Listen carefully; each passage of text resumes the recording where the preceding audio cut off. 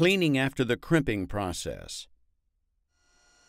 To ensure the correct coupling retention during the crimping process, stem deformation occurs. Metal and/or plating flash is a byproduct of the crimping process, and this unwanted and detrimental contamination must be removed. Insert the correct nozzle into the launcher along with the correct size UC projectile. The nozzle will make an airtight seal when pressed against the hose end fitting. Depress the trigger and the projectile will push the metal and plating flash out of the hose assembly.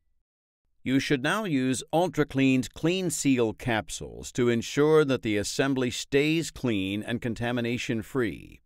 Slide the correct size Clean Seal capsule over the end fitting. Place the Clean Seal capsule against the white plunger and push in. A complete seal takes place in less than 2 seconds. If using the UltraClean HL1910E heat gun, move the capped hose end inside of the diffuser. The assembly is now clean and sealed.